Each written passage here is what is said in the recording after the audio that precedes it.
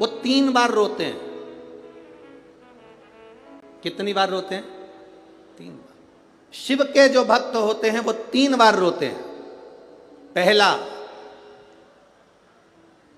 जब भगवान शंकर को पुकारते हैं, उसके हृदय में बड़ी तकलीफें होती है, कष्ट होता है, दुख होता है, तब वो भगवान को पुकारता है, तब रोता है।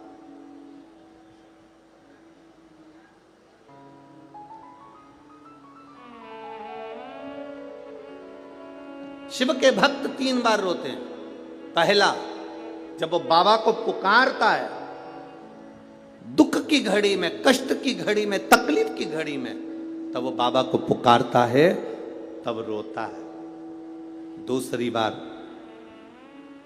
शिव का भक्त जब बाबा नहीं सुनते, बाबा नहीं आते, उसका दुख जब समाप्त नहीं होता और भगवान जब आते नहीं, उसका दुख जाता नहीं, शंकर का भक्त फिर रोता है।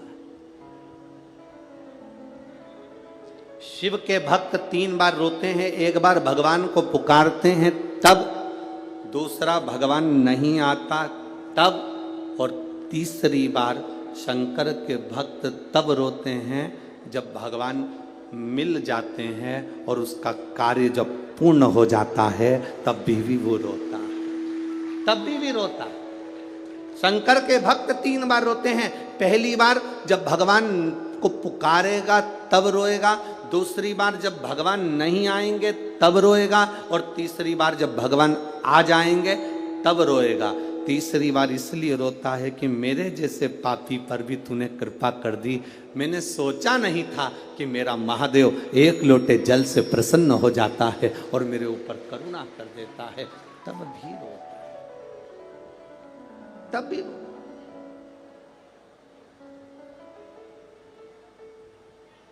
बस आपका भरोसा, आपका आप लोगों को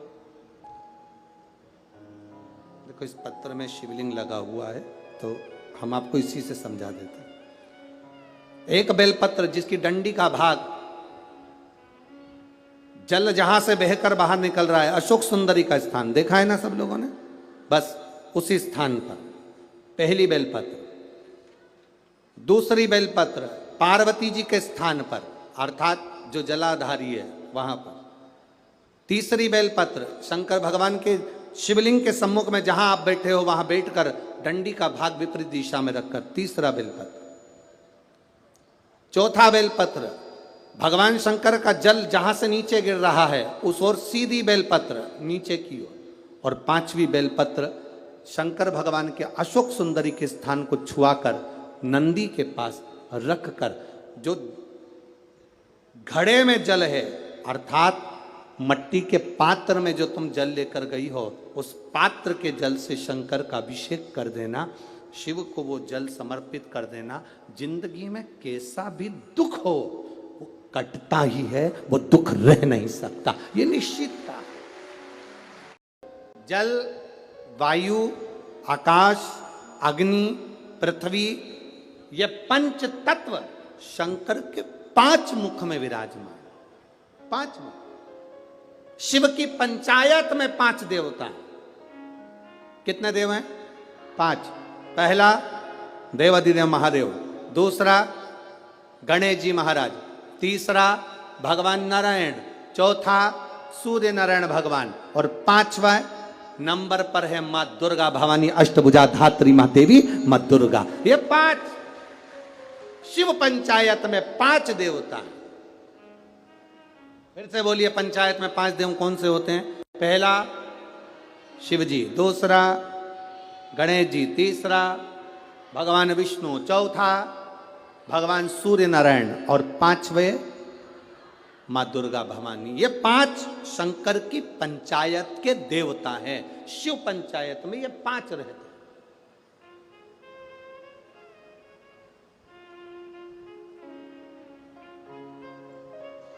नागपुर में कथा कितने दिन की मिली? 5 दिन की। सावन में जब 5 सोमवार पड़े तो समझ लेना शंकर भगवान की बड़ी कृपा होने वाली है। 5 सोमवार मिल गए सावन के महीने में, मतलब शिव जो श्रावण के महीने में 1 लोटा जल चढ़ाने वाले हैं उनकी मनोकामना पूर्ण होती ही है। पंचानंद स्वरूप में 5 दिन में 5 स्वरूप में, पंचायत में पंचानंद, पंच भौतिकता का आनंद रखने वाले शिव तत्व की प्राप्ति का सुख है शिव महापुराण का। बच्चा मंद बुद्धि हो, विवेक काम नहीं कर रहा हो, बुद्धि काम नहीं कर रही, चित्त काम नहीं कर रहा, बहुत चिड़चिड़ा, बहुत उचिष्ट, विवेक काम नहीं कर रहा, बुद्धि काम नहीं कर रही। हां, यहां तक शिव महापुराण की कथा कहती है एक बीमारी होती है जिसमें नसें शरीर की काम करना बंद कर देती है, और वो उस बीमारी का इलाज पूरे बाहर विदेश में भी नहीं है, जिसमें धीरे धीरे धीरे धीरे नाड़ियां नसें बंद होती चली जाती है, पांव हाथ काम करना बंद कर देता है, फिर वाणी कम हो जाती है, नयन दिखना बंद हो जाता है, शरीर बेकार। उसके लिए भी कोई मंद बुद्धि है, उसके लिए भी शिव महापुराण की कथा कहती है 2 हफ्ते में कभी सोमवार के दिन भले मट्टी का बर्तन तुम्हारे घर में नहीं हो, घर में कोरा सा दिया भी हो, कोरा दिया, दिया कोरा मतलब उसमें दीप ना लगा हो, मट्टी का नया दिया, उसमें अगर आपने थोड़ा पानी भरकर रख भी दिया और उसमें गलते गलते वो पानी ज़्यादा नहीं भी बचा, 2 बूंद भी बचा है, और वो 2 बूंद भी अशोक सुंदरी वाली जगह पर चढ़ा है, और वही पानी जिसकी विवेक, जिसकी बुद्धि, जो मंद बुद्धि कहा जाता है, उसको अगर बेलपत्री के साथ में वो जल की 2 बूंद भी उसको दी जाए तो वो विवेकवान बनता चले जाता, उसकी बुद्धि काम करना प्रारंभ कर। कितना भी मंद बुद्धि हो, पड़ा रहता हो, पड़ा है, मुंह से राल बह रही है, वो बोल नहीं पा रहा, शरीर विग्रह बेकार बिल्कुल, उसके लिए भी ये कार्य करता। प्रवेश कर रहे हैं, उपद्रव मचाकर हाहाकार कर कर नष्ट करने वाले हैं इस पूरी पृथ्वी को, तो फिर उसको बचाएगा कौन, कैसे बचेगा? शिव जी ने कहा चिंता मत करो। दुर्गा ने अपने केश का स्मरण किया, एक केश को माता पार्वती जी ने अपने हाथों से छुआ, छूते ही एक कुंड में सुंदर जवारे उत्पन्न हुए हैं।